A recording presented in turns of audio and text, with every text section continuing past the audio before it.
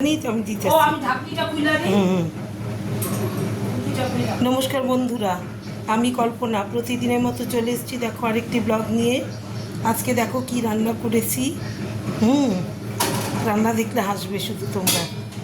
দেখো একবারে গরম গরম ভাত, এখানে একবারে গরম, এই মাত্র নামালাম ভাতটা। ভাত হতে তো 10-15 মিনিটও লাগে না, গরম গরম ভাত। আর এইখানে হচ্ছে এই দেখো চাল কুমড়োর ঘন্ট।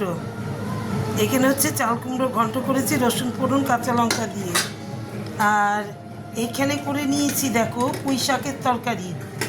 আমি এই দেখো এইখানে দেখো পুঁই শাক, আমাদের গাছে, আমার বাড়ির গাছের পুঁই শাক, ওই 5 নম্বরের বাড়ির, গাছের পুঁই শাকের তরকারি।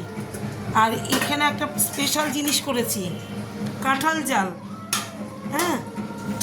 তোমাদের দাদা বাজারে গেছিলো, কাঁঠাল নিয়ে এসছে।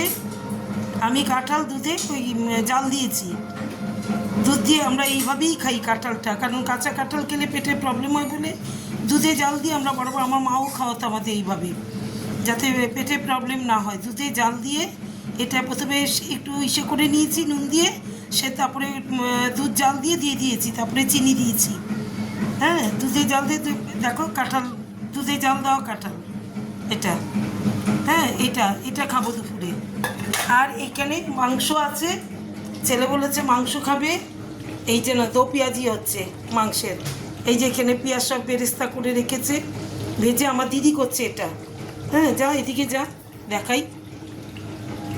এই দেখো, এই যে আমার দিদি রাঁধছে পেঁয়াজি। আমার বাবু বলে গেছে কলেজ যাওয়ার আগে যে পেঁয়াজে মাংসের দো পেঁয়াজা খাবে।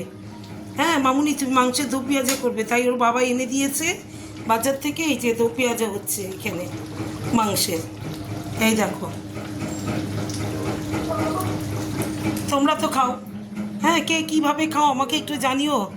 তোমরা কে কী মাংসের দো পেঁয়াজা খাও? আমরা এইভাবেই খাই। তাহলে অনেক দেরি হয়ে গেছে, তোমাদের খাওয়া দাওয়া হয়েছে। তোমরা শুয়ে শুয়ে রেস্ট করতে করতে আমার ভিডিওটা লাইক করো, কমেন্ট করো, শেয়ার করো, সব করে আমাকে তুঙ্গে তোলো।